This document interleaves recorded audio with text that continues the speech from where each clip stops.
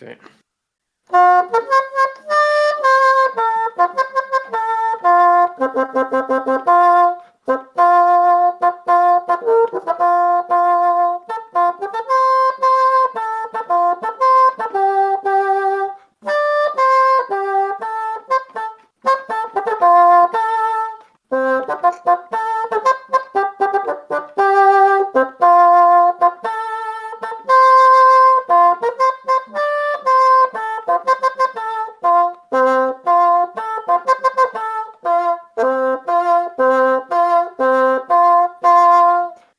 Sounds like an Olympic fanfare. I'm Peter Brook. I'm joined by Ciaron Smith and Nedzo's F1 Gridbox, and you're listening to the DRS Train podcast. So the Chinese Grand Prix has happened. I guess all I can say for the moment is there was a race and it happened. Right. That wasn't, first of all, great to be with both of you today. And wow, that wasn't the most exciting race, was it? I mean, at the end of the day, we had a great season opener, and I think this was a little bit more tempered, but there were still a few things to talk about and dissect when it came to mishaps and some surprises when it came to the form book as well, which we'll get into. Yeah, I'd agree. Definitely not a classic, not a stinker by any means, but just very average. And there wasn't really much going on until the strategy properly started to develop right at the end when we knew where everyone was in the pecking order. So, yeah, well, a second race is done and dusted. We have a better idea of what the pecking order is like. Again, this weekend maybe wasn't the most representative because it was a sprint weekend. They resurfaced the track, and there was some controversies around tyre pressures with Pirelli. Surprise, surprise. So it's all a bit over the place. But again, it is clear that McLaren have the fastest car. I mean, the gap was not nearly as big as I thought it would be in the race, certainly compared to what they were doing in the wet in Australia last week. Even though in the sprint it was Lewis that won it, which was interesting, having got pole, and then suddenly that pace evaporates for the race itself. But maybe this was a case of just whoever leads and has the clean air just kind of gets the advantage. I would agree with that. I think McLaren solidified their advantage on Saturday, and during the race, they didn't really have, apart from Norris's late break issue where there was a fear he may not even finish the race. McLaren had the race under control. I mean, Norris lost basically, so he passed Russell at the start, didn't he? But then in the pit stop phases, he was jumped by Russell again, but he wasted no time in getting back past him. So it was really a private duel for the win between the two McLaren drivers, and because Piastri simply made less mistakes, he got pole, and he just basically was unbothered the entire time. From tire management, he and raw speed, McLaren just had it all. It was never in doubt, in my opinion. Yeah, I tend to agree with that. It was strange how Lewis and Charles were both quite competitive in the sprint qualifying and sprint, and then not so much in the race. You could argue weather conditions. It was more overcast, definitely in the race. There was even the threat of rain right at the end, and there was definitely none of that in the sprint. So you could argue car characteristics mean that put them out of the contention. But yeah, McLaren, I mean, the drivers did an okay job, I guess. I mean, Piastri just did what he needed to do, and Norris, well didn't, first of all. He should have been a lot more on the offensive. But then again, had he been more on the offensive, would his tyres have gone out? Possibly, because it's Lando Norris, and we know that he is not a particularly good tyre manager. It was interesting to see. I mean, there was some early action. I mean, obviously, George getting by and that sort of stuff happening. Lando getting by George at the start. I mean, but yeah, quite interesting to see how it performed, because it was after Australia. I saw a lot of people on social media, particularly Norris fangirls, saying this is the new Lando, the mature Lando, the one who doesn't make mistakes when he's got pressure from behind.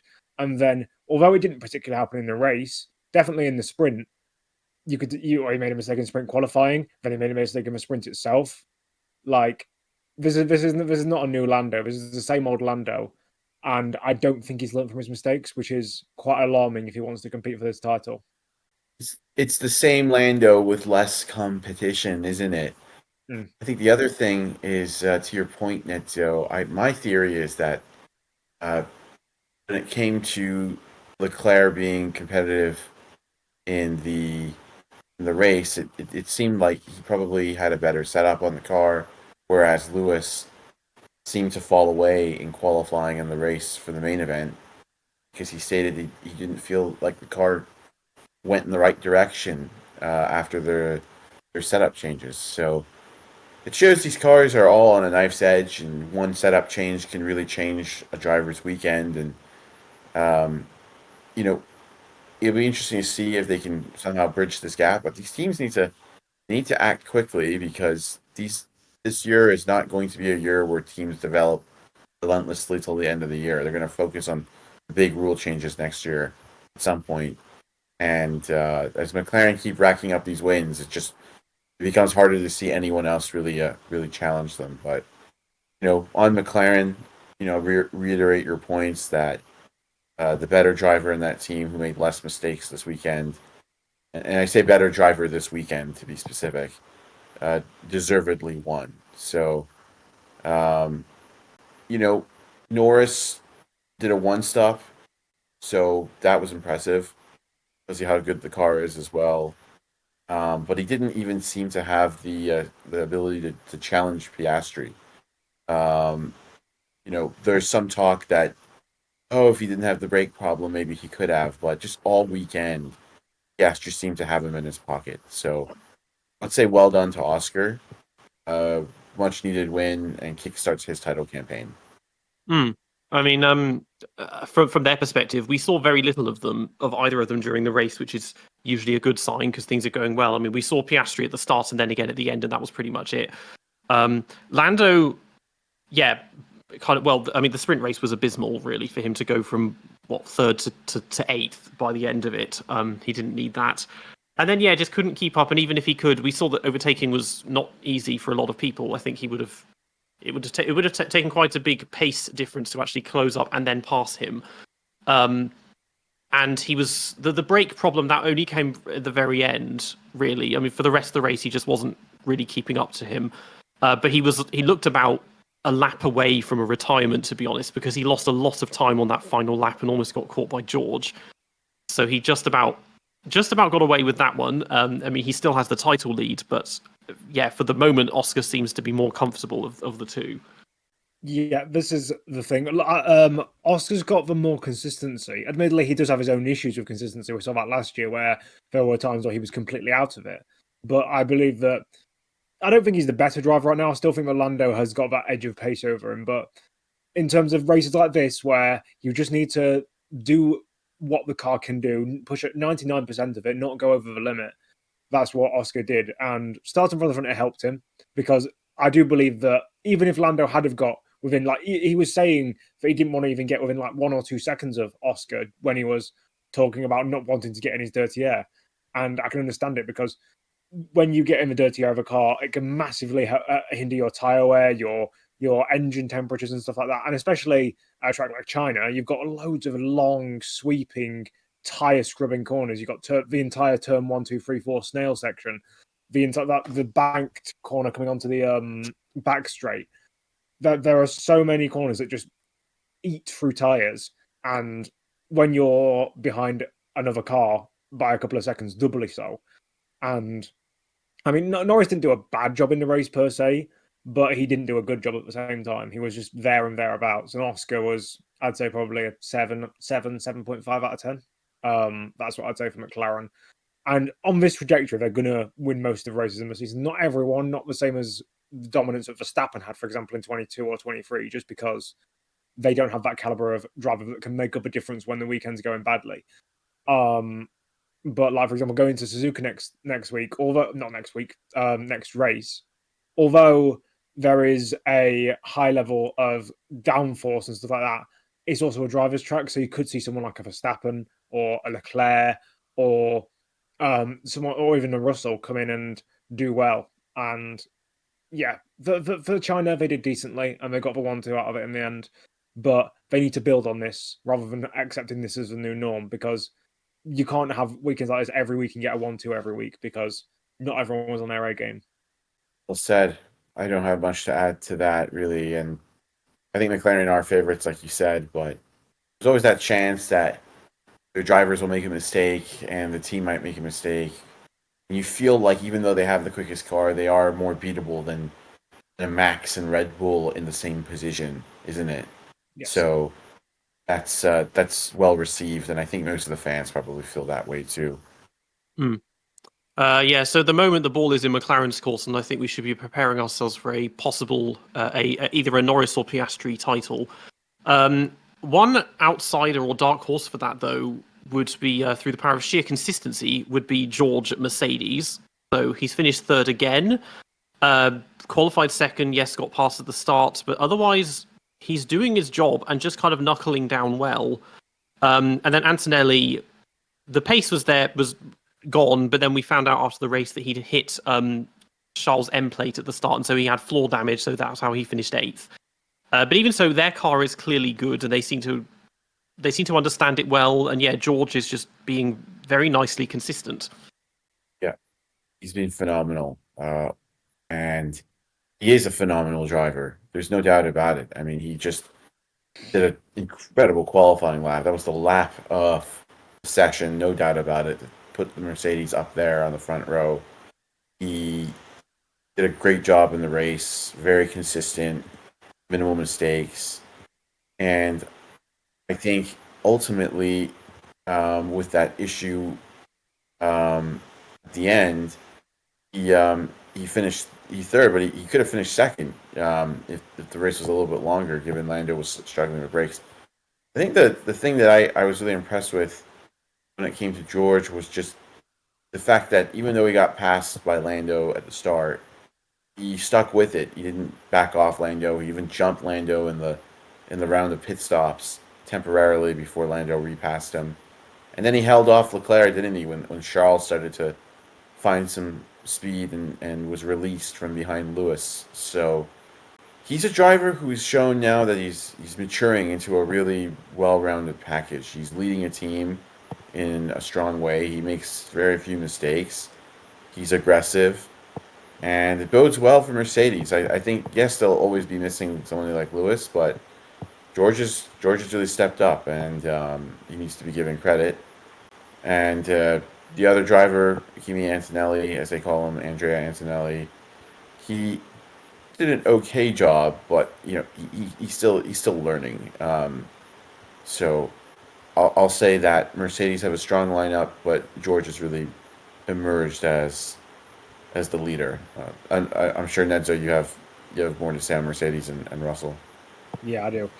I think that George is turning into the 2020s version of Jenson Button, a very consistent top contender who you don't think is right where with the best of his generation. Obviously, in the 2010s, Jenson had to go up against the likes of Lewis, Alonso, Kimi, and guys like that, and Vettel.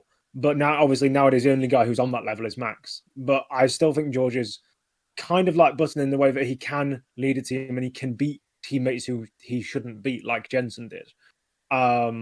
And yeah, he's just super consistent. If he just keeps finishing third, fourth, maybe the one weekend that like Leclerc turns up, or when it's a wet race and Verstappen turns, but if he keeps going there, he'll get like third or fourth in the drivers' championship and drag Mercedes up the constructors' championship if Antonelli keeps not necessarily struggling, but just underperforming to the performance of the car.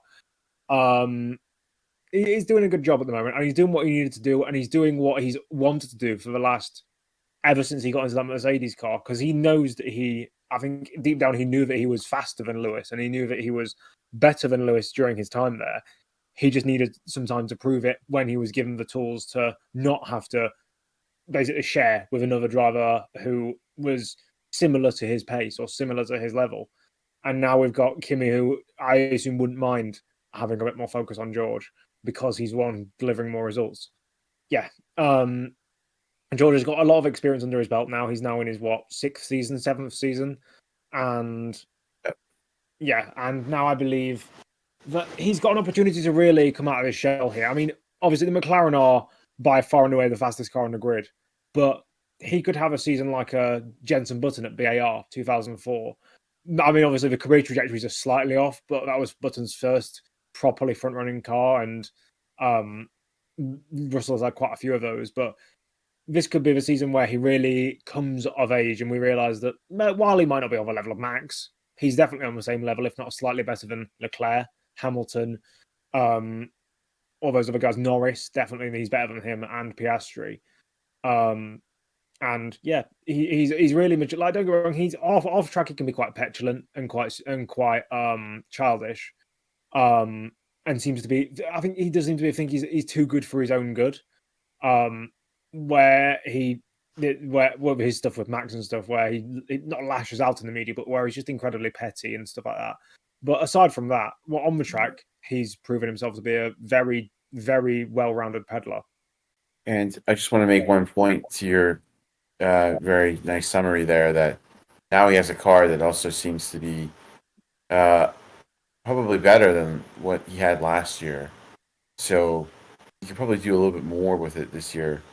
And it was interesting to me to note that whether it was Russell's technique or the car, Leclerc called the car a dragster. He was following Russell out of turn 12. So we also know that the Mercedes car is seemingly good with front tire management, according to Norris. I don't know how accurate that is, but I think George's strengths coupled with a resurgent team really lead to some pleasant surprises.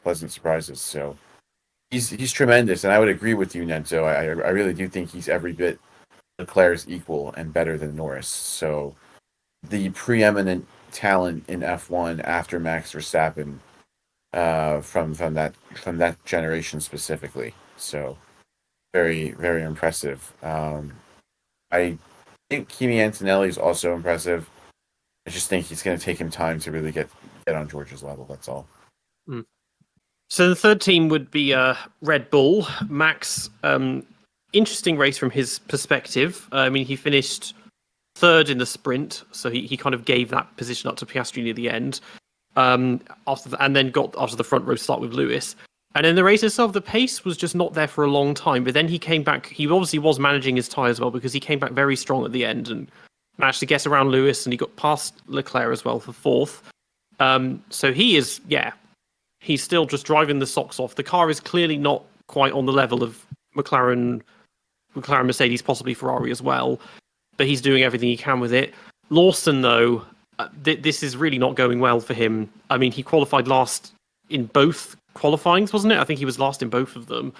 And then he finishes, 15th again, beating only the Saubers and Tsunoda. And it's just not... And maybe Doohan as well with the penalty. Like, it's... I know we're only 2 races in, but it's like, let's be honest, this is so much worse than what all of the other teammates were doing after only a few races as Max's teammate. I think it's sad because Liam is such a confident young man and he has a lot of talent, but he clearly has a few things going on. First of all, it's clear to me, and I'm sure both of you will have thoughts on this, but it's clear to me that he's not happy with the handling of the Red Bull. It seems to be too nervous on corner entry for him. Same issue that the others had, but he's just lacking confidence. He doesn't attack the corners. He's really late on the throttle, and then because he's late with his inputs, he's going wide on a lot of corners and just missing the apex as well. So that's hurt his confidence already. Just look at his body demeanor. He just looks almost downbeat. People were joking online that he looks like he's aged 5 years already from last season. And he's in danger now of getting into this negative spiral that, you have one bad weekend and then you have another bad weekend, and then the team starts to lose faith in you. You start to lose faith in yourself. Your performance doesn't improve. And before you know it, you're replaced. There was even a silly rumor that came out of the press this weekend that Red Bull are already looking at Hadjar as a replacement. Don't understand the rationale there. But, Liam also has a really tough benchmark. So Max, again, I think did the maximum from the car, from what was available with the car. And at the end of the race, he even started to really pick up his speed, didn't he? I mean, he did the most he could. And I think what Liam has to realize is you don't really have to beat Max You just need to be 1 to 2 to 3 positions behind them in any given session. And if he can mind manage and realize he's up against F1's finest driver currently, then maybe he can salvage something, because he can't afford like 4 more races being last in every session when Max is in the top 5. That's going to get him fired, and it's probably going to end his Formula One career. So, yeah, Red Bull just not the team they were a few years ago, and I'll just say that Max is really doing a phenomenal job. I think he was catching the Ferrari at one point, but yeah, Hamilton pitted for the second time and put on hard tires, so we didn't really get to see a duel there. But yeah, luckily for Max, Red Bull continued to score some good points early on in the season. Yeah, I tend to agree with that. I'll pick up on a point that you made. You said Red Bull aren't the team they once were a couple of years ago. And I think that is a very pertinent argument, because I've seen, Peter himself said that this is so much worse than what it was before. But aside from, I think that the fact that Red Bull before were P1, P2, even P3, P4, when you talk about guys like Gasly and Albon, when the Red Bull wasn't the fastest car, it was probably second best behind Mercedes. Guys like Gasly and Albon were finishing in the top 10, but now, and Perez were finishing sort of in the top 10. I mean, Perez didn't always, but now that car is not only maybe third, fourth, because we don't actually know just where it stands, because Max is an anomaly because he's the best driver on the grid, and Lawson is an anomaly because he's doing awfully. We don't actually know where that car sits. It could be anywhere from about third quickest to about maybe fifth at max, at slowest. And as a result, because they don't have, because for example, like when Perez got second into 2023 in the driver's standings, it wasn't because he was a second place driver. It was because that car was so far clear of everything else. And now that car gap isn't there. The gap between Max and his teammates is now accentuated, because now it doesn't just mean one position, maybe if Leclerc or Hamilton or Bottas or whoever beats you. It's now 10 positions, because you've got all the midfield, or 15 positions even in some cases. And don't get me wrong, qualifying last twice in a row in a car that is fourth or fifth quickest is awful. But this does also prove that it's a car issue, because Perez has qualified awfully badly in some sessions. So did Gasly. So did Albon. And it proves that ever since Max became the prominent driver in that team around about 2017, 2018, that they gear the car towards him and don't care about the second driver. And as much as they want to try and say that they give the drivers all the chance and they will work with them, they don't care at the end of the day, because they know that Max is going to give them the best performance. And whether you could, because it does confuse me that they focus on drivers' glory rather than constructors' glory, because obviously the money's all in the constructors. But then again, you could argue that Verstappen sponsors and his allure as a champion brings them more than an FIA constructors like prize will ever do so. And that's it's an odd dichotomy between Verstappen and Lawson, Verstappen and Perez, Verstappen and Albon and Gasly. It's just like I don't necessarily. Obviously, Lawson needs to pick up his performances. He needs to stop finishing last and maybe start finishing 10th, 11th, 12th. Even if that's not going to get him points, he needs to bring his confidence up. And yeah, that car is clearly twitchy and it's clearly problematic. It is a thing, because when Perez was the issue, people were saying, "Oh, it's because he has a smooth style. Get someone with an aggressive style, and they'll do a little bit better."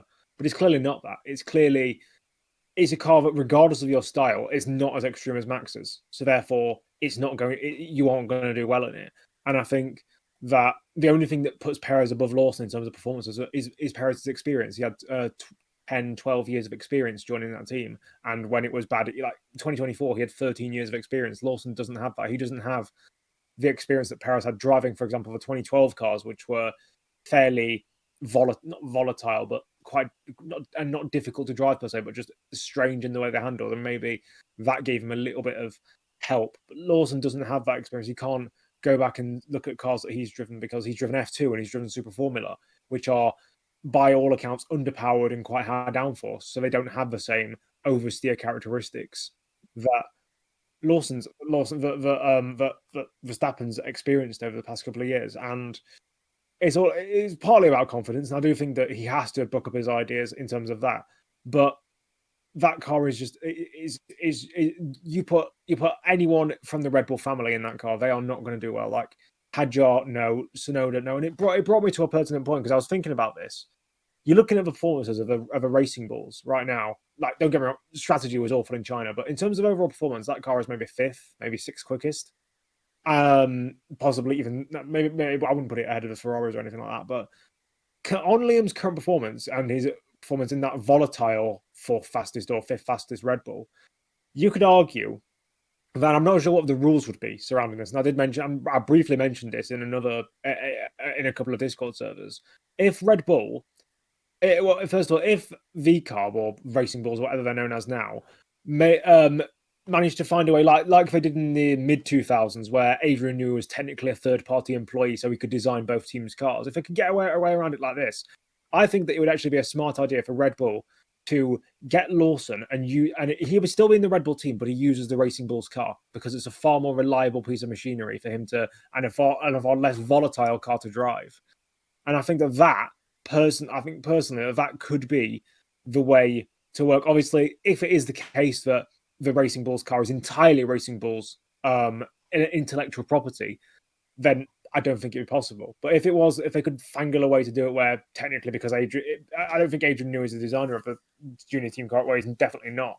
But if they could fangle a way to do it, I think that having a kind of customer car in the main team and have Verstappen driving one car, or at least maybe use some parts or something like Haas do with Ferrari, and have it so that Lawson is in a car that is slower overall but is easier to drive. That could get his performance up, and then they're slowly building back up to using that Red Bull. I don't know.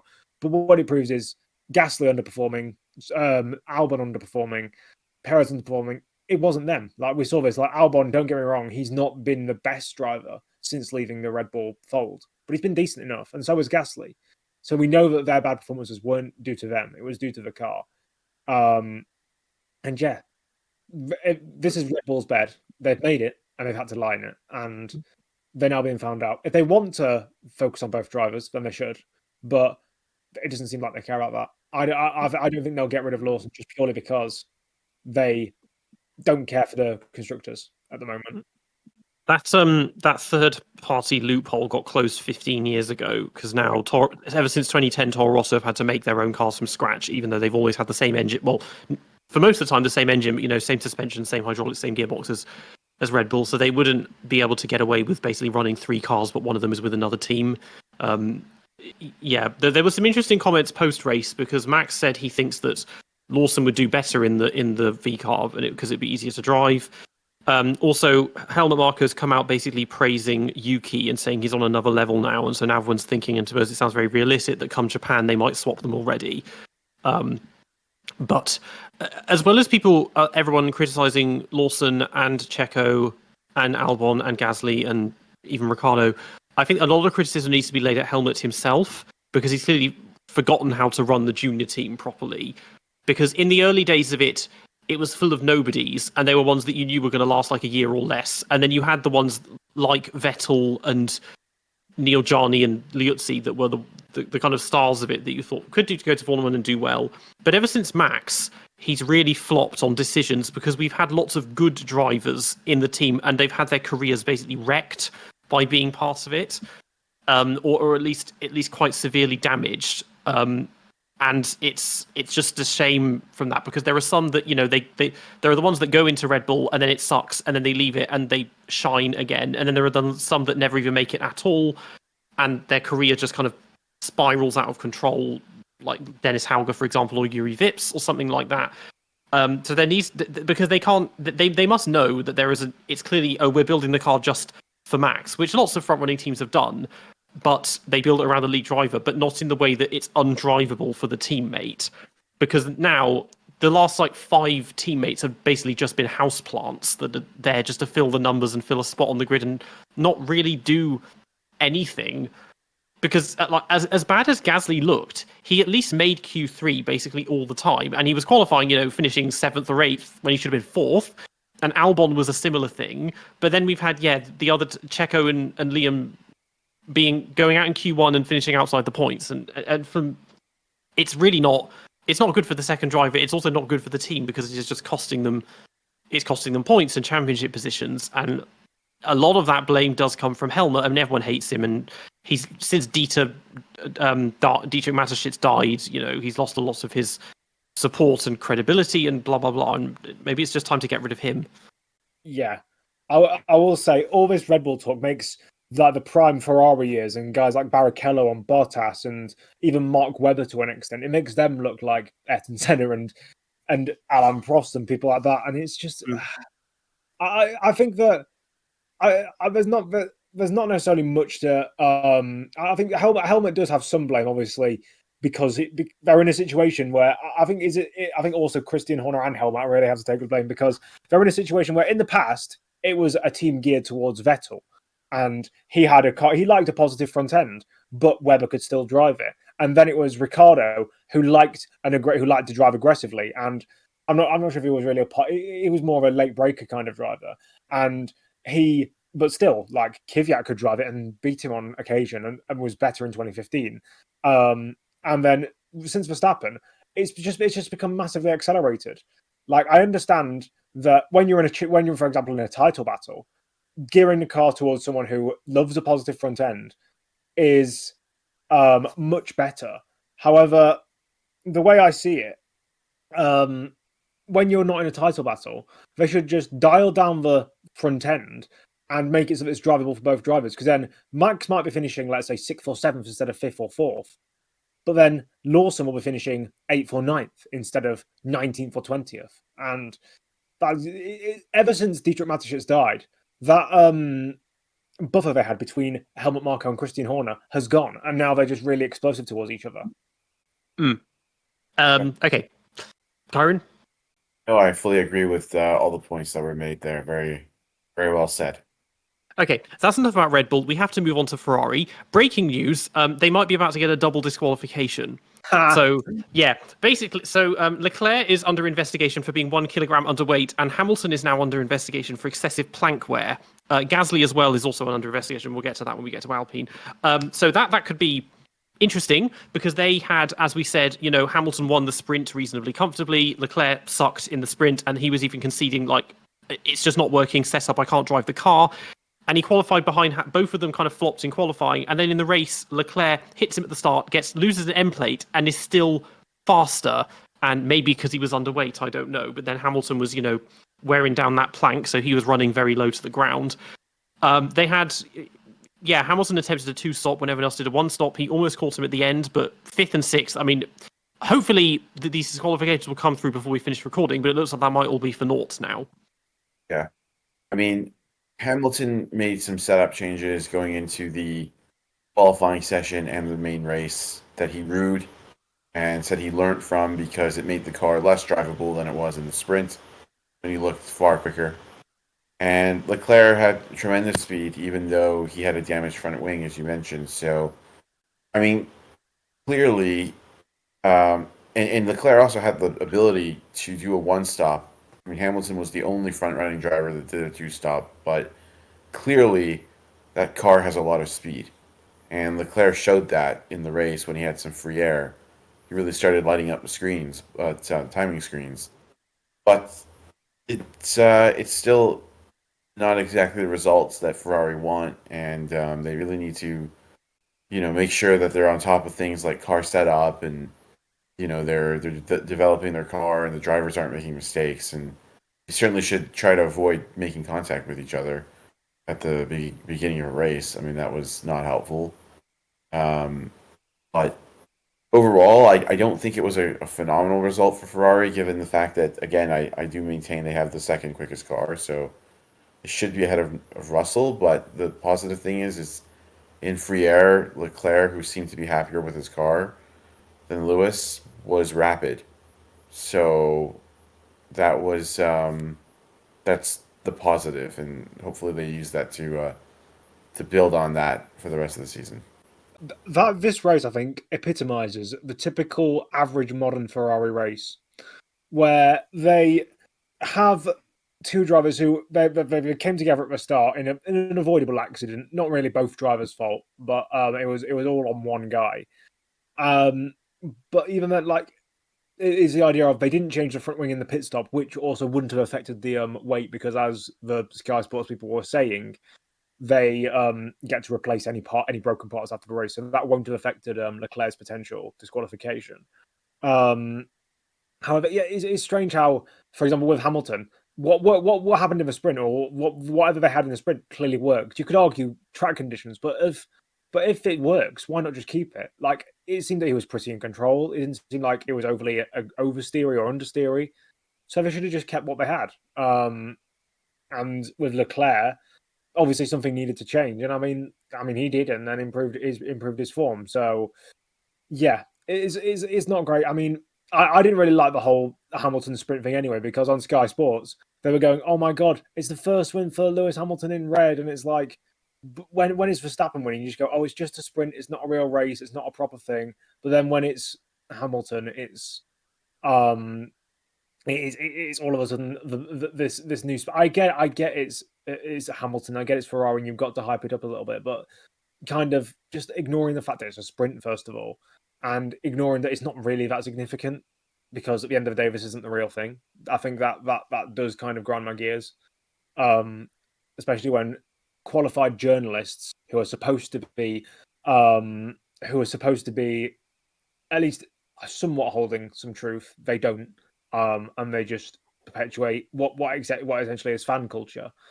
It does drive me up the wall. But yeah, Ferrari, I think they're the third best team in terms of speed, because Mercedes, I think, are a lot more consistent and a lot less temperamental, and have a lot more coverage over a lot of different conditions.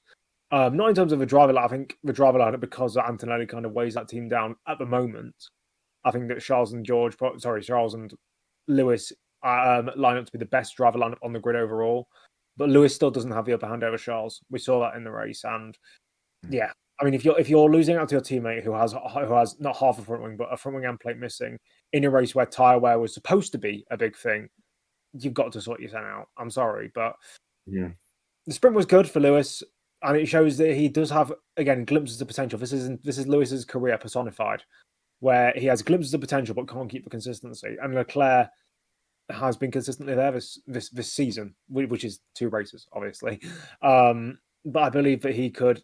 They just need to build, really. They don't need to do any drastic changes.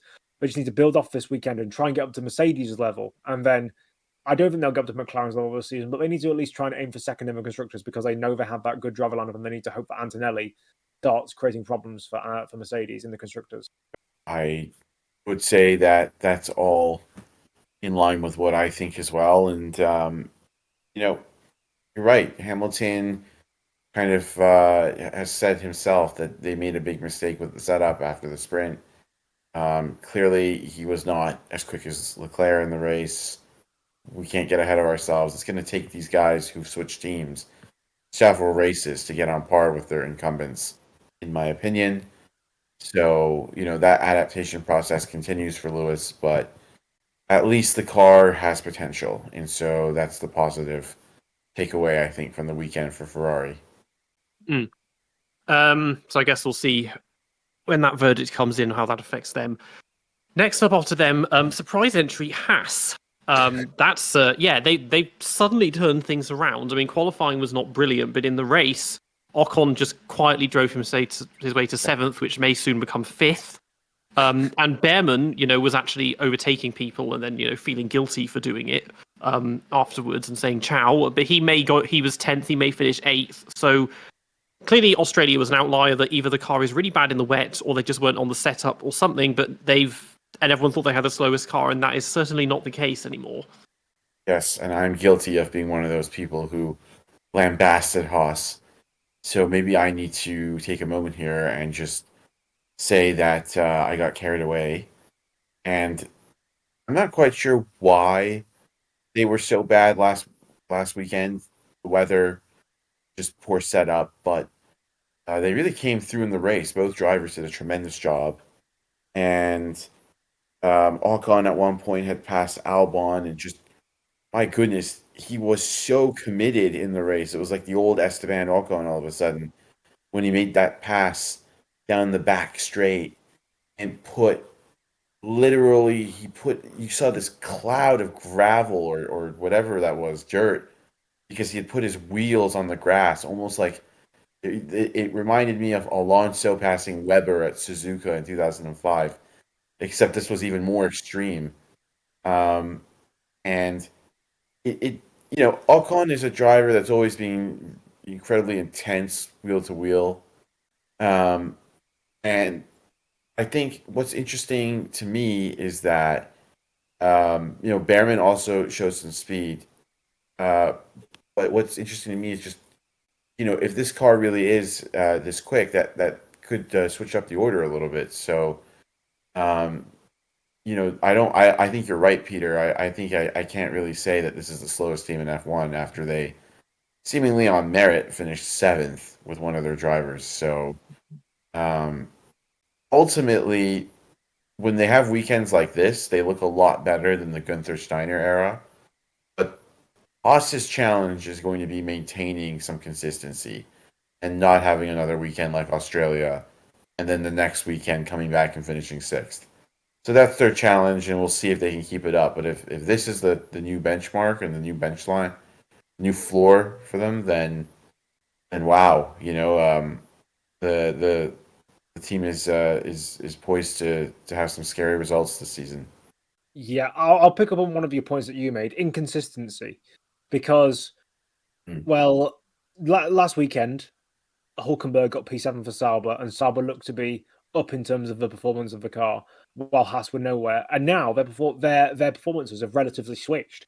Like Haas is now a top 10 like point scoring team, and Sauber is where Haas was just one weekend ago.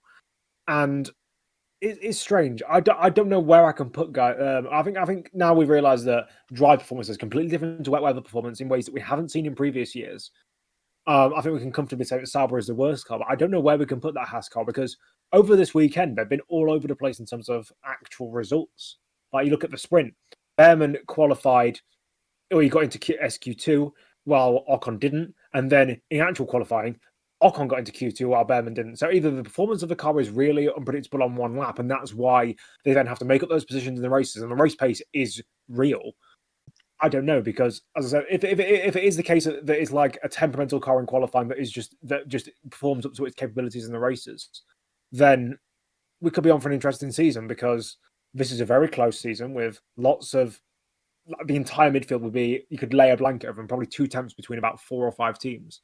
So if they have a problem in qualifying where they are getting knocked out in SQ2 and SQ1, or qualifying 1 and qualifying 2 in regular sessions, when they may be top 10 in terms of overall performance and should be getting into Q3, that could cause them some major issues, especially because Ocon is quite a good overtaker, but he will cross the line sometimes and he will lose them points by doing that when he's trying to make up positions. And I mean, Behrman's good, but he's a rookie, so he's not going to have the finesse that other drivers have when overtaking. Obviously, he was saying "ciao," which could be Italian, but could also be the first word of his favorite Chinese dish, chow mein. That could be what he was referring to. It's also Czech. I think they use an Italian. Yeah. But Behrman did a good job recovering from a P17, I think it was, start.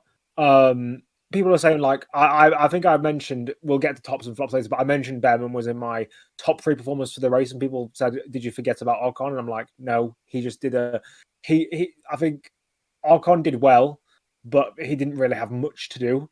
I mean, you could argue that's not his fault, and it's just that no one else was around him, but you could argue it's even better because he didn't have to recover from any sort of like strategy or qualifying errors. But yeah, it's just, Haas are just an anomaly. It's like what Aston Martin were in pre-season. We don't know where they currently sit because their results were awful in Australia, and then they were better in the sprint with one driver and worse with one driver, and then they were better in the race with another driver. It's whether it's and he said Esteban Ocon, whether it's Ocon being Ocon and Behrman being inconsistent, or whether it's car being inconsistent, whether it's bad in qualifying, we don't know. But we need more sample sizes. We need more samples to be able to realize where that car sits and where they sit. I think that currently they're probably 7th or 8th in terms of overall performance, in terms of like car performance behind the rest of the midfield. I think they're lower midfield, but they have potential to go up into 5th or 6th fastest car. Oh, Ocon mentioned that the team did a lot of work between Australia and China. So that bodes well. It means that they understand their weaknesses and they're able to improve them. So wherever they are now, I'm sure they'll be determined to climb up that order. And if they keep having weekends like this, then I'm going to be tempted to say they're one of the better midfield teams, if not the best midfield team. But for now, it's, like you said, it's hard to gauge. I put them in that sixth or seventh or eighth even, pecking seventh or eighth in the pecking order currently. So a good weekend for them. Next team then is Williams. So Albon, we didn't see a huge amount of him. He started 10th, finished 9th, although that may soon become 7th. So he knuckled down, did reasonably well. Sainz, just invisible. Like I think I saw him on track once, and he might have just lucked his way into a point after these 3 disqualifications come through.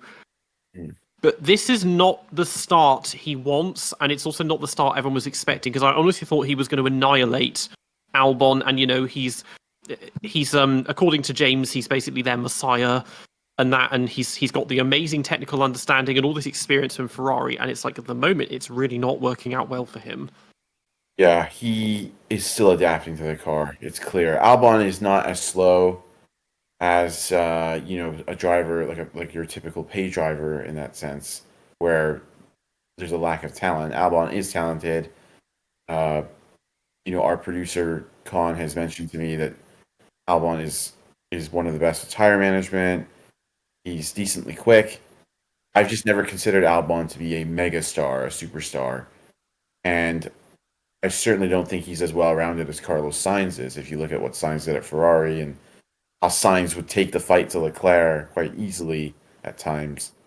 So I'm still going to say that this is just merely a process of adaptation for Carlos. He just needs to find that setup in the Williams that gives him the confidence coming out of the corners, getting on the throttle early, committing to corner entry.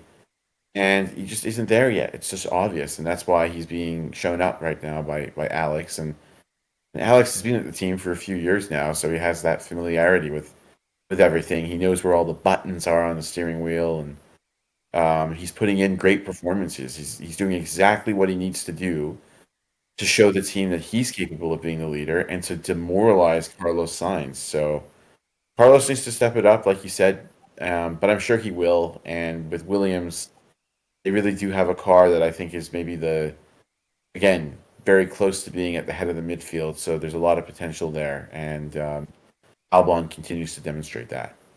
The way I'd describe Albon as a driver is I'd call him maybe an Aldi version of Lando Norris. Other budget supermarket chains are available, but he's a good driver. I think he's got different characteristics to Norris in that obviously tire management is good. I think he has the same. He's the same way Norris though, as a way that he's a good driver with a weak mentality, and that we saw this at Red Bull, we saw it at Williams, we saw it last year when Carlo Pinto came in. He doesn't like it when people challenge him or when things don't go 100% his way. Right now, when he's got a teammate that's struggling, whether it's going to be a permanent issue or a temporary one, his teammate is currently struggling, so therefore he's flourishing. But when Carlos gets, I want to see what happens when Carlos gets up to his performance. And I do think it's a when rather than an if, because Carlos is clearly adapting. I don't remember how quickly he adapted at Ferrari, nor at Renault as he's gone to so many teams now, / McLaren, / all those other teams he's gone to. I'm not sure how quickly, if he was a slow adapter there as well. Maybe it's just a different handling characteristics of the Ferrari compared to the Williams. But Albon just he has that experience and he has that prior knowledge to work around it. But yeah, they're definitely at least the 5th fastest team, maybe even 4th fastest. You could argue. It could even be challenging Ferrari for 3rd fastest if they have better strategies and they bring Carlos up there at some point as well. But yeah, Alex has been performing well, and I don't like it because I always like to rip on Alex Albon, and I like to praise Carlos Sainz when he does well, because although he's not on the same level as guys like Leclerc, George, and Max, he's definitely on a level that's above the rest of the midfield. He's kind of in a weird limbo phase, and yeah, Williams have a good package. They have a good stead right now in modern Formula 1. They have two good drivers, even if one of them is slightly underperforming or majorly underperforming. Because the only time I saw Sainz all race was when he was overtaken by Behrman. And although they've got a good team principal who knows what he's doing, they've got two good drivers, they've got a decent enough car. Like Albon led Williams' first laps, I think he said in 10 years. I assume that's since British Grand Prix in 2015. I'm not sure if they've led laps since. I mean, obviously they've had winning chances before then. Obviously, Baku 2017. I'm surprised Massa or Stroll didn't lead any laps in that race. But yeah, this is the best Williams has looked in a long time. In terms of consistency as well, because it's all good doing like that. Britain 2015, the last time they led a race, they were good for 12 laps and then they dropped off. And in Baku, they were only there because everyone decided they were going to turn into Al Qaeda in the middle of the race. But yeah, I like seeing Williams do well because of how bad they've been performing recently. It's like when Sebastian Vettel got shit, and it's like when Lewis Hamilton recently, maybe not Lewis Hamilton, but it's like when other drivers have become shit towards the end of their careers. You kind of half root for them because you're like, oh, I want the old guy to do well because it reminds me of my childhood. Like Alonso, I think his stock has improved amongst the fans in the last few years quite considerably because of his memes and his Giga Chad moments. And I think it's the same with Williams because I think we all know, especially the Drive to Survive fans, even the Drive to Survive fans will know because of how bad they were in 2020, 2021. They now see them doing well and they want to see them do well even further because of the history and because of what they stand for. And yeah, I hope it goes well for them, but they just need to build on this. And if Albon ends up being the team leader when we didn't ever think that was going to be the case, then so be it. It means that they have another chance at another good driver. If Carlos does get up to that level and does start beating him, then all the better because Albon's proved that he is at least decent and he's at least pushing that car to its limits. So yeah, I just want to see how Albon does when Sainz eventually catches up. Okay, next team up then would be Alpine. So as you said, we're pending on a disqualification for Gasly, which hopefully should come soon. Either way, not a huge loss on his side because he was 11th, so out of the points twice in a row. But Doohan, no. I mean, the sprint race, he had that last lap collision with Bortoleto, gets a penalty. And then in this race, he's defending P14 from Hadjar like his life depends on it. And then pushes Hadjar off track, gets a penalty for the 10-second penalty for that. I did wonder because even on the last lap, he was still defending that so hard. If he knew he had the penalty, because he then almost got another penalty for turn 1 for cutting him off. I mean, the moves were just desperate and that. And it's like, I get that, everyone knows that he's got this ultimatum to perform, which isn't helping, but he's also not helping himself. Because up until that point, it's like, okay, he's running around, nothing's happened, he's going to finish somewhere, but then he starts giving himself penalties, and he's really not helping his cause in the slightest at the moment. Yeah. I mean, he got himself a penalty, and then I think Hadjar then got a penalty from an incident he had with Jack as well. Yeah, this team is the only team that hasn't scored this season, and I am a little concerned because they don't seem like they don't exactly have a strong driver lineup compared to some of their competitors. I wouldn't call Gasly and Doohan better than a team that has Fernando Alonso or a team that has Albon and Sainz or a team that has two young charging drivers like Hadjar Sonoda. And certainly problem here is that they're either the team's making mistakes or the drivers have made some big mistakes so far. So Gasly's got a lot of speed, so I'm sure he will start to deliver. But Jack looks a little bit out of his. Doohan looks a little bit out of his element, and he does not have a long time to prove himself. So not much else to say on my end, really. It's not good enough from Doohan, is it? But it's still early in his career, so I don't want to be too harsh. It's race 2 of a rookie's career, but I think, so far, not a great start. So, breaking news, Leclerc's been disqualified. So, that one's come through. It'll probably... Get in there, Lewis. Yeah. Kidding. Well, and then get out of there in probably a few minutes.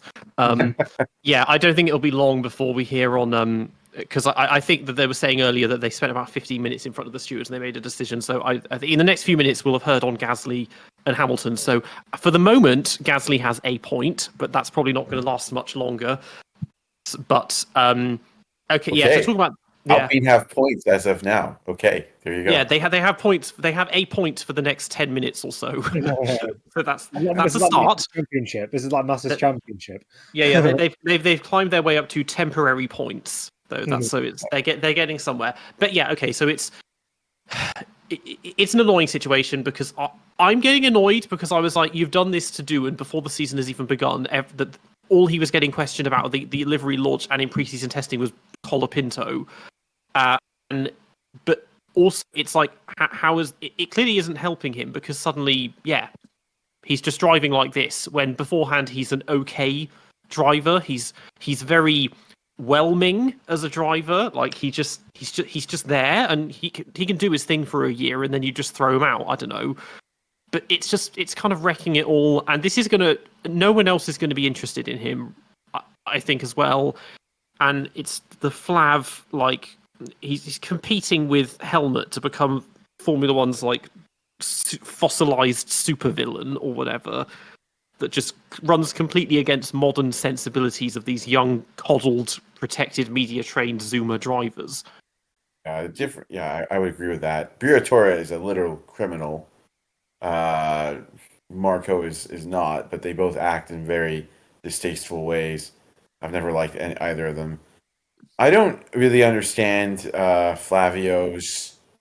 Like, I never understood exactly what went on between Colapinto, Briatore, and Doohan. If we're going to talk about that, because at first it looked like Colapinto wasn't going there; he was going to another team. That didn't go through, and then I think what happened is that they had a meeting. And Briatore was enamored with Colapinto. And then even though I think Briatore was the one that had wanted to sign Doohan, he then changed his mind and wanted to bring Colapinto on board and gave Doohan an ultimatum. I'm actually not fully clear as to what was going on between those three, but it just seems a bit unprofessional, and you can never expect a young driver to perform at an early stage in their career if you're just loading the pressure on them relentlessly, as Doohan, I'm sure, is feeling right now. So, yeah, not a great dynamic all around there. Yeah, I think that the problem with Doohan is, and I don't. You could argue it's a situation, but I just don't think Doohan's an F1 caliber driver. You look at his Formula 2 results. Now, I know Formula 2 isn't always representative, but we talk about like third year and fourth year champions. This man did, I think it was 2.5, 3 years of Formula 2, and the best result he ever got was third place in the standings. And you look at the drivers who he was up against, like the two champions that were there when he was in the series, I'm pretty sure were Drugovich and who was 2023 Porsche, two guys who never got to F1 and aren't good enough for Formula 1. Like, he's just not good enough, unfortunately. And he's a desperate driver who I think he knows he's not fully up to the caliber. He's definitely nowhere near Gasly level. So he's making risky moves. He's pushing people off track, and he's just not good, and he's not ready.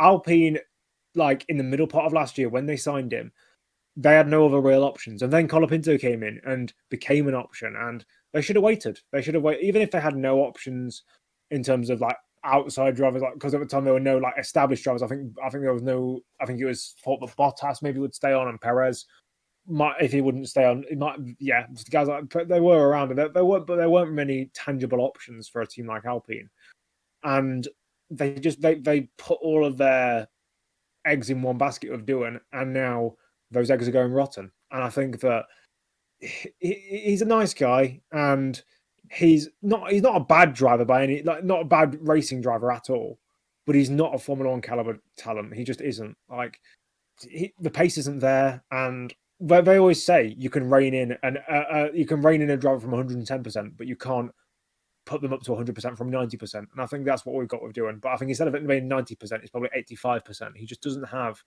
that last killer instinct of pace or of consistency or of race management or anything, really. He's just, like, we saw it in Abu Dhabi last year when Gasly was up in the top 6. He was, 15th? In Australia, I didn't see him at all. I don't remember him. No, I didn't know he crashed on the first lap, didn't he? That's why I don't remember him. And then this race, he's just nowhere. I'm not sure what the eventual gap was to Gasly before this eventual disqualification was, but there's no way he was within 10 or 20 seconds of him. And that, for me, he's got to go. He's got to go. Bring in Colapinto.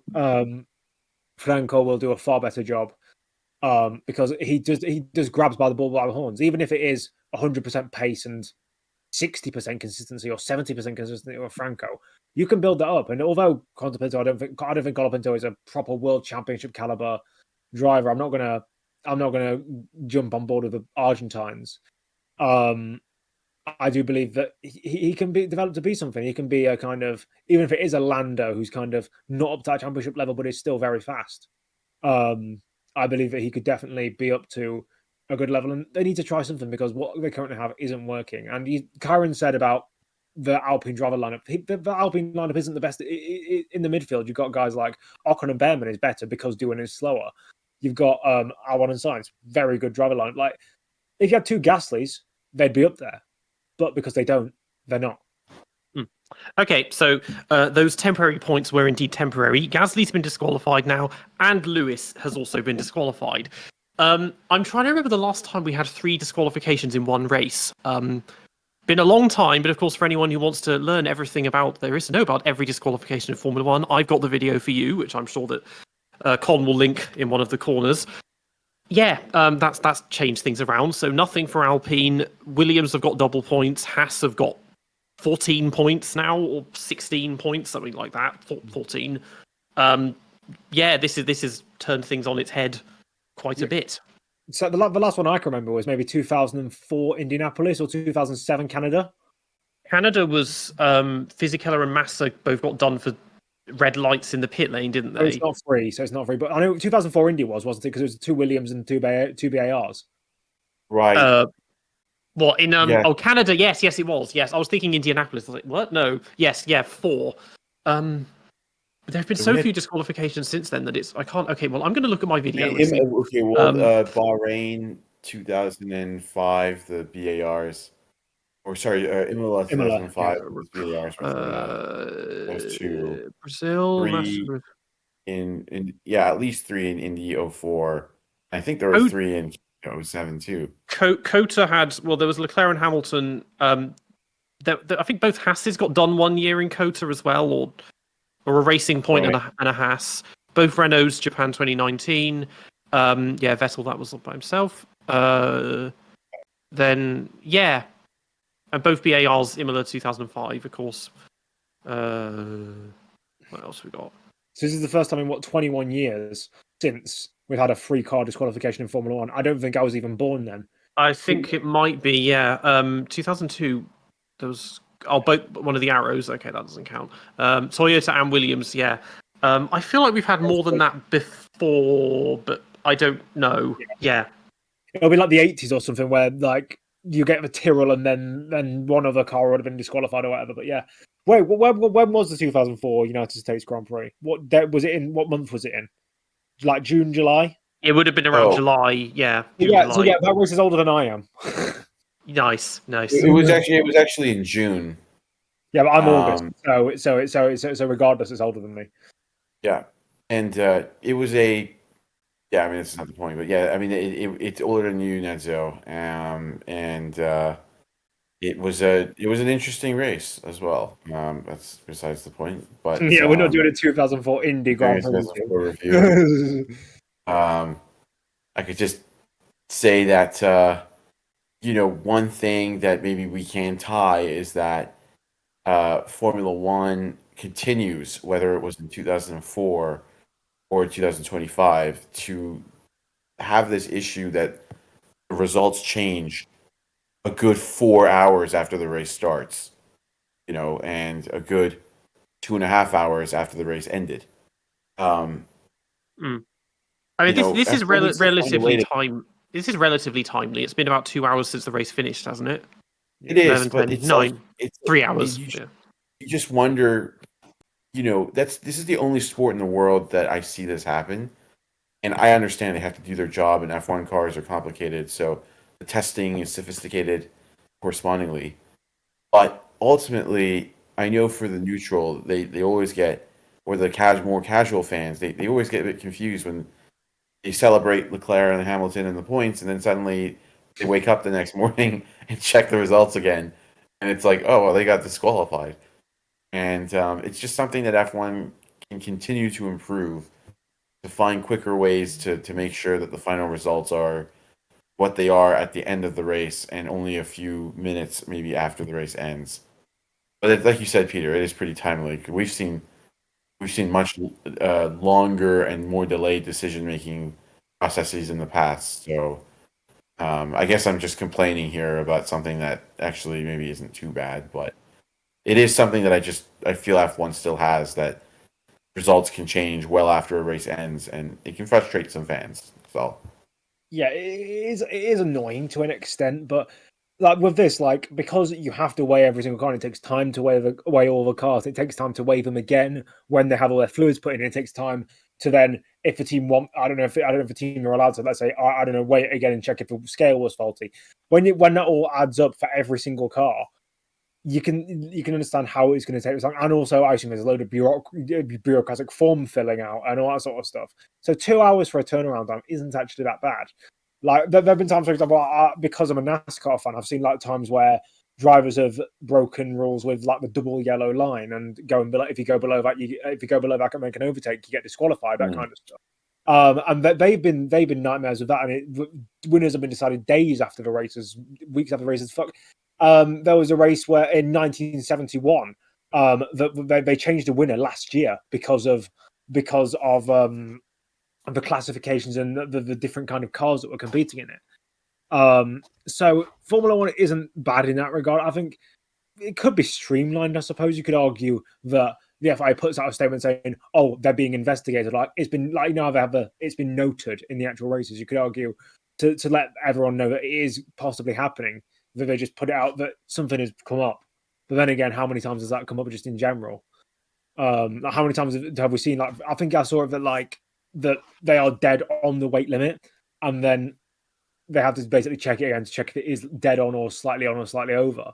So how many times does that happen in Grand Prix weekend? Would you just be filled with like 15 cars on the brink of disqualification just to not be disqualified and then confuse people even more? So it is a tough situation to be in, but overall, there's not really much that can be done. It's either you disqualify the people hours after the race and you confuse a couple of fans, or you don't disqualify them, and then you just say, well, why aren't you? Why do we even have a weight limit if it's not being adhered to? And people will just start taking the piss. So it's a whole damn of legitimacy thing. This is the same thing that people have been talking about, for example, in NASCAR, where there isn't much legitimacy. People don't trust the governing body, and if the FIA go to a situation where they start being more lenient with the rules and stuff like that, the damn legitimacy opens, and we don't want that. So yeah, I think that it's a non-issue really. I don't believe that there's much that can be done to make the decision-making process swifter.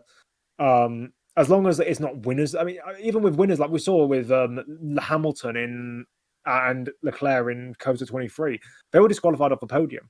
Like, it has to happen. Like, as much as you don't want to disqualify, as long as you don't want to have to look at the podium celebrations after and realize that the top three drivers, let's say, are all not there.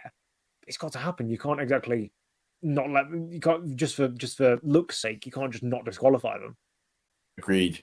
I think that's absolutely a pertinent point, and yeah, I suppose we should be grateful that it only took a few hours. So I'm happy to concede that, and think we can move on to perhaps the next team here. Yeah.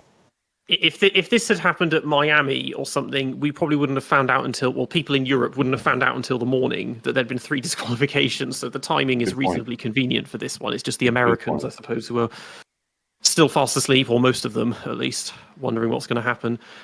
What is the next team? It would be RB Racing Bulls.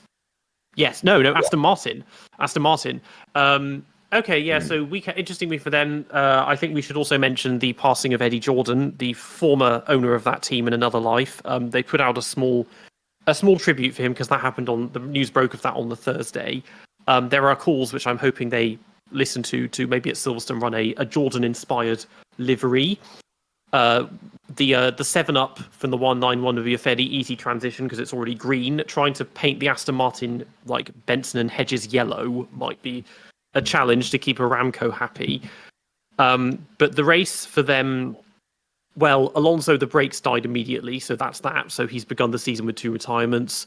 Stroll, they attempted a one-stop, and at first it looked like it was going to work, and then everyone else decided to do a one-stop, which killed it. But with this triple disqualification, that's put him in the points anyway.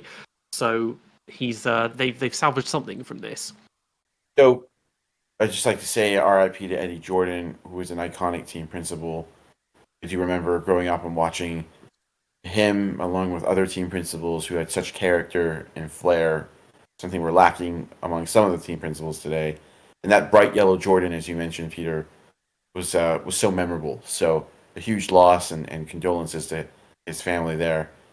And Aston Martin is the continuation of Jordan, and today they had a decent race, but it wasn't anything special. I think Fernando was unlucky, and Lance, it was unfortunate because he didn't drive badly. It's just he missed out by just a few seconds on points because he had such a lengthy first stint, and then just didn't have the time to make up after that, I think. So Aston Martin are odd because they have these flashes of brilliance in Q1, and then it seems to just dissipate as the sessions go on and as the weekend progresses. So they are just right in the middle of the midfield and bang average in terms of performance. So a lot of work to do there, and they can just hope to improve their reliability and give their drivers a chance to fight for points.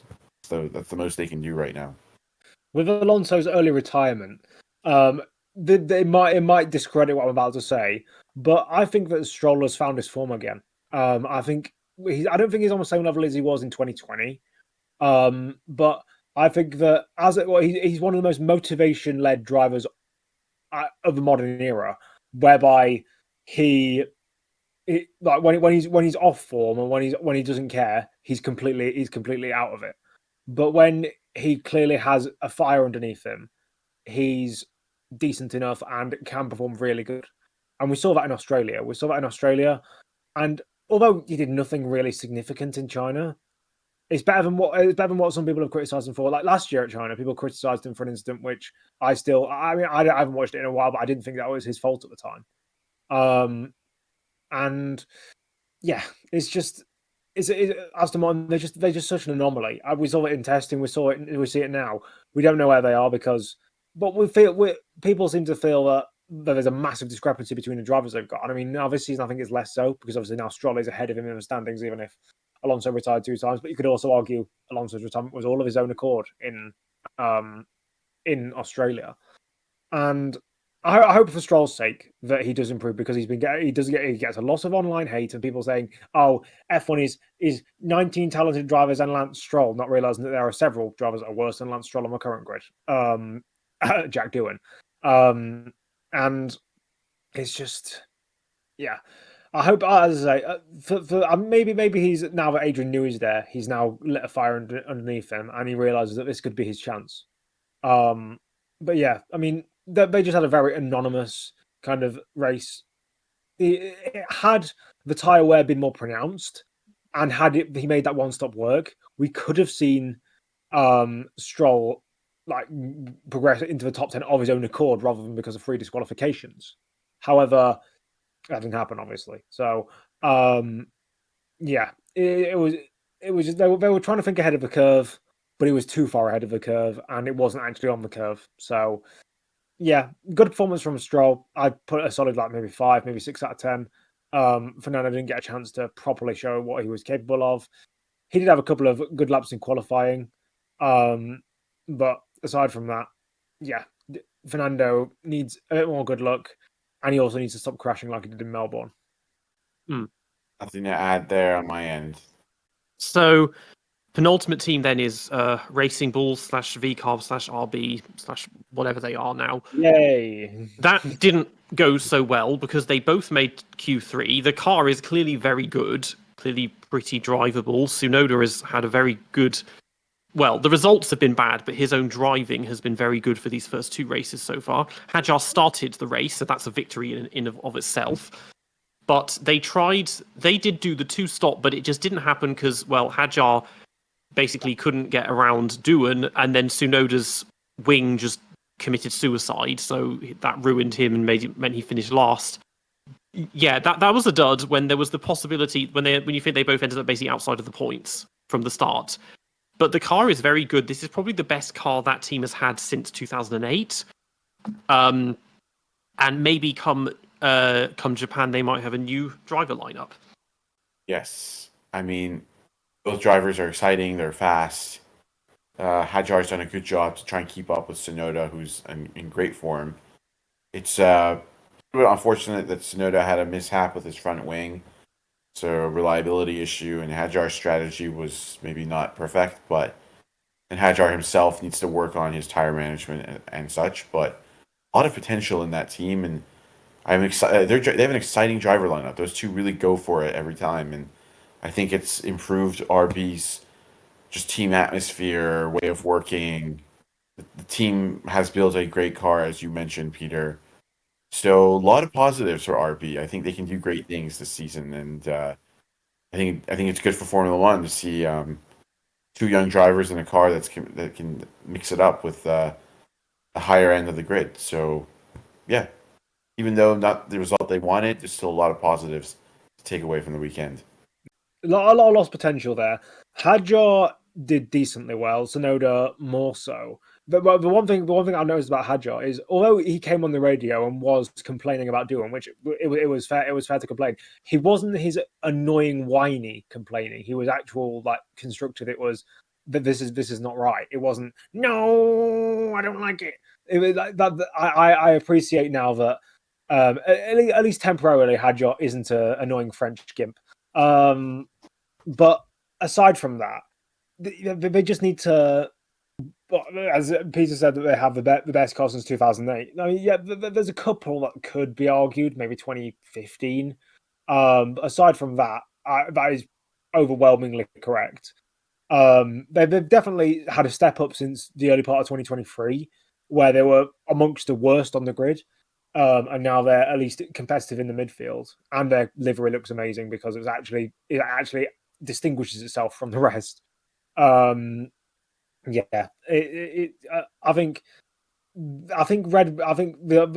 conversation around racing balls and the big conversation around this race will be around Red Bull itself, and this is a point that I've made several times.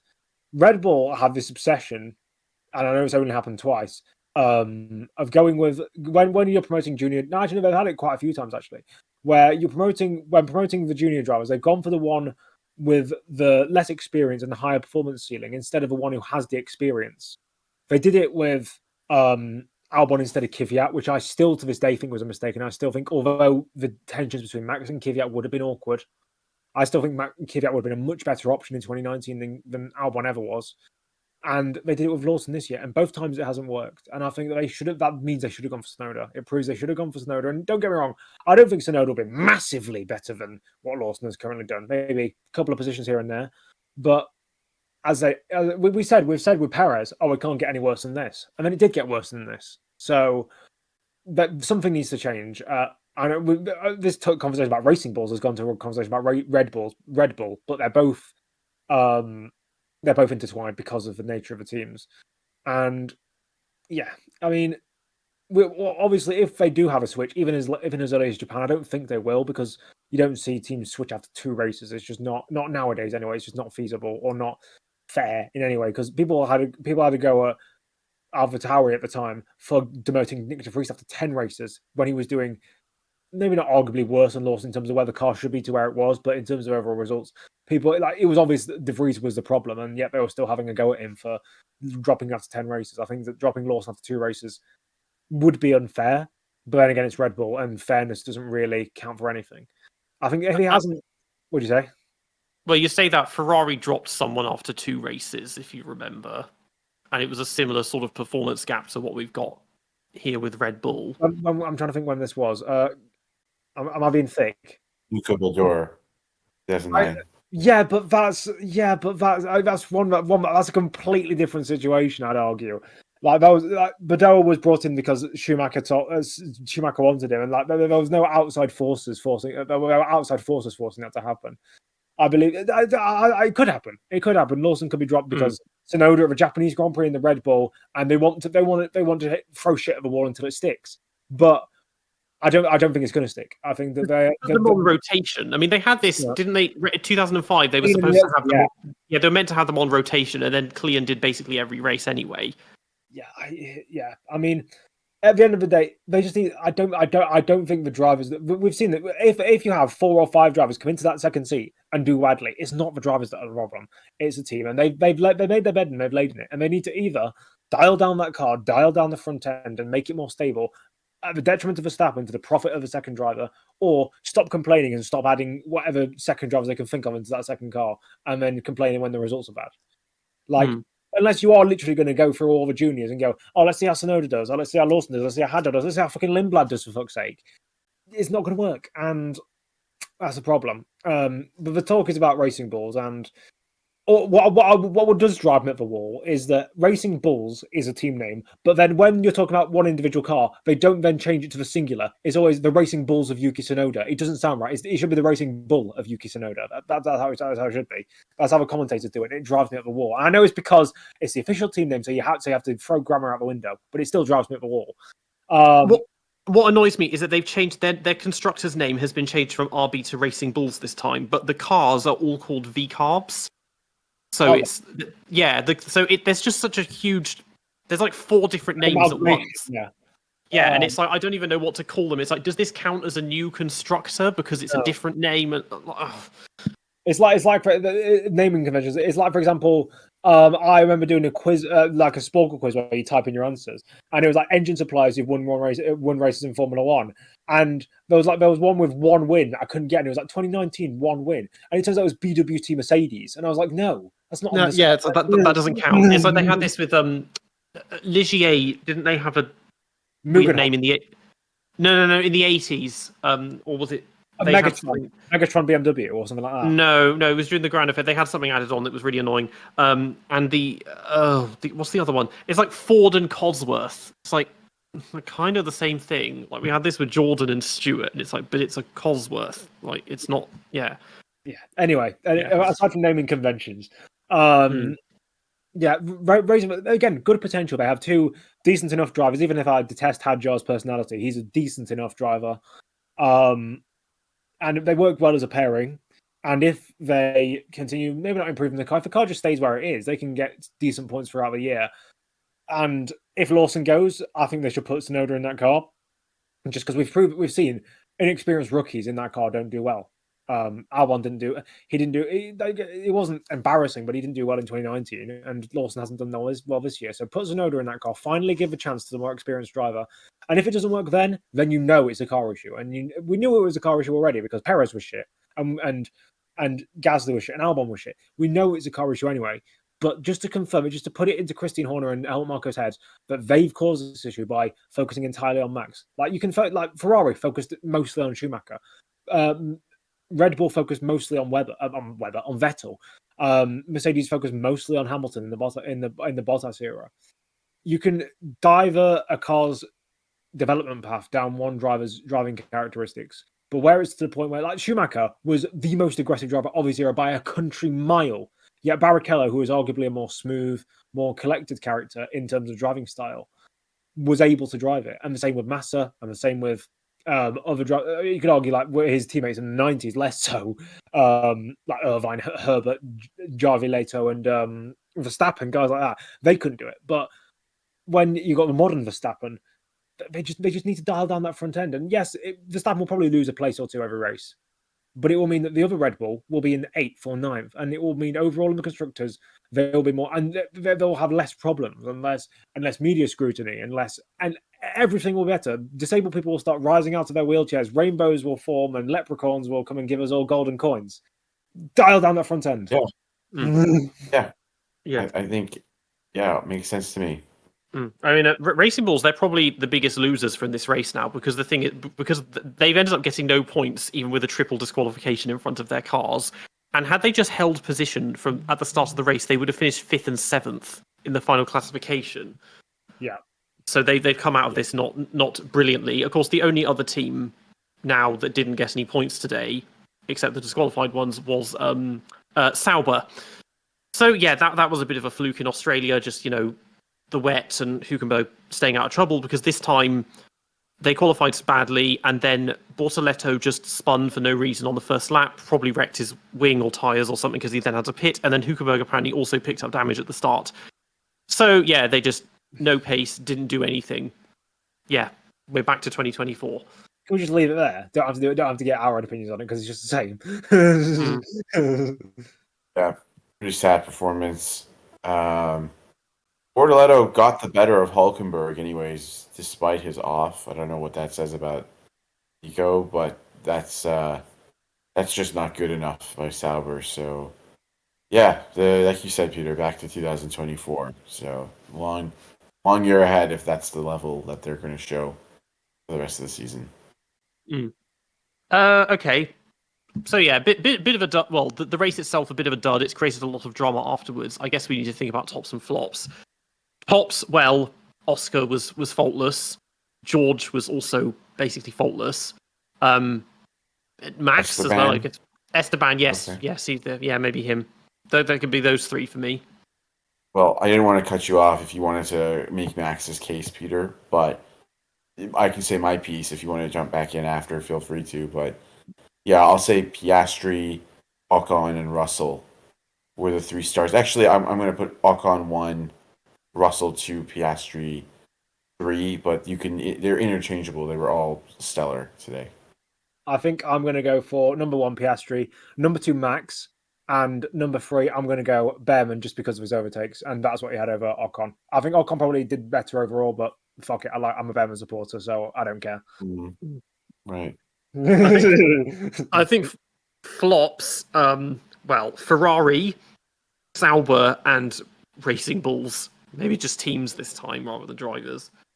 Yeah, I agree with that for a team's flops, no question about it. In terms of the drivers, I'll take a stab at that.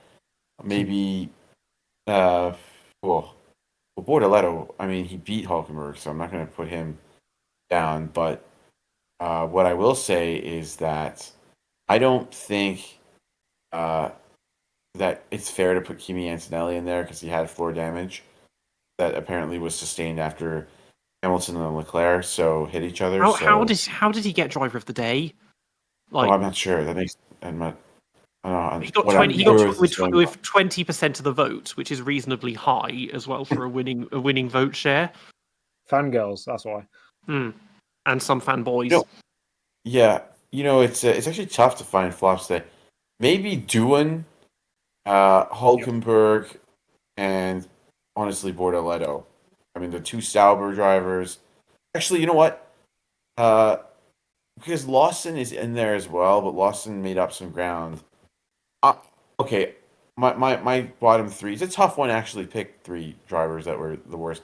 Doohan, Lawson, and I'm going to go with Hulkenberg because even though Bortoleto spun, he still beat Hulkenberg, didn't he? So, yeah, Doohan, Hulkenberg, and Lawson. I think for me, I'll go Doohan, I'll go for Lawson, and then just because I hate his fans and I hate the fact that he claims to be a championship caliber driver and then bottles it in the sprint and then doesn't win the race, is Lando Norris. He wasn't necessarily bad in the race, but because of a sprint and because of his character and his fans and everything he stands for, he may as well be part of a Nazi party. So he goes number 3 for me. He made some big mistakes this weekend. There's no doubt about that. So, it wasn't his finest.